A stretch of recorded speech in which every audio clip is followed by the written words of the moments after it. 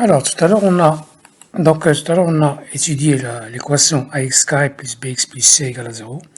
On a vu qu'il y a si delta est plus grand que 0, donc s'il y a deux solutions, si delta égale à 0, il y a une seule solution. Si delta est négative, là c'est l'ensemble vide. Par contre, si on travaille dans l'ensemble C, l'ensemble des complexes, là on trouve deux solutions, I racine de delta, I racine de moins delta, et puis moins I racine de moins delta. Du coup, donc ici, je vais essayer de changer.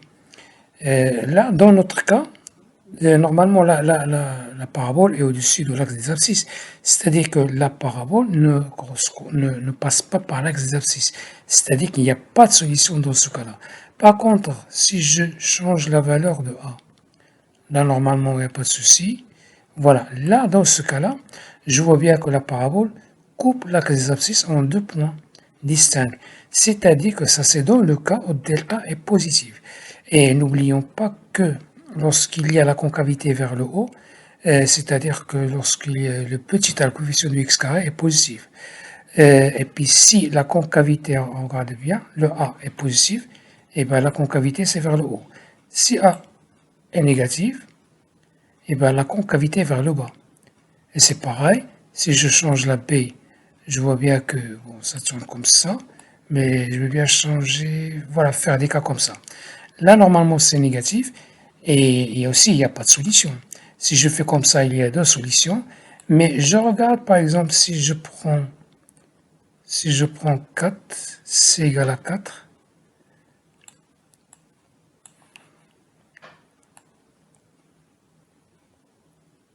voilà, B égale à 4, je vais vous dire pourquoi. Et puis A est égal à 1.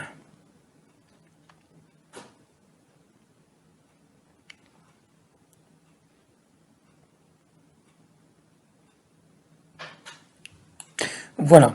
Là, normalement, lorsqu'on a A, lorsqu'on a x carré plus 4x plus 4, ça veut dire qu'on a une identité remarquable. C'est x moins, je peux écrire ici, c'est lorsqu'on a x carré plus, lorsqu'on a x carré plus 4x plus 4,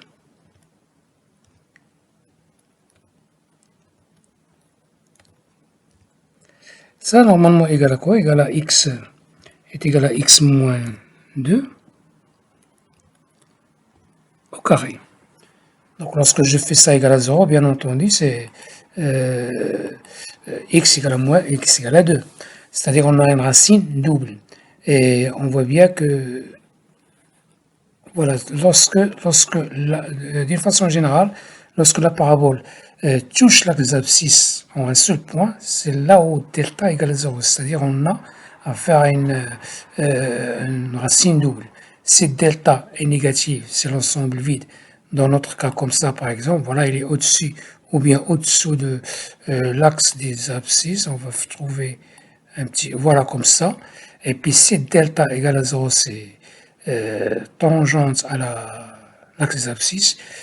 Et voilà. Et on a dit aussi que si le A est négatif, donc c'est la concavité vers le haut, vers le bas, pardon, donc la fonction f de x égale à x carré plus bx plus c croissante, puis après elle décroît. Par contre, si A est positif, c'est le contraire. La monotonie, c'est elle décroît, puis après elle croît. Voilà tout ce qu'on peut dire sur la fonction de second degré. Bonjour à tous. Donc aujourd'hui, on va résoudre une équation dans R. Bon, ici, je l'ai fait exprès, j'ai choisi une équation, coefficient c'est 3, 5, 3, 5 et 7. 3, 5 et 7.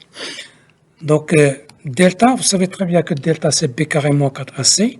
On aura l'occasion de démontrer effectivement que delta c'est b carré moins 4ac.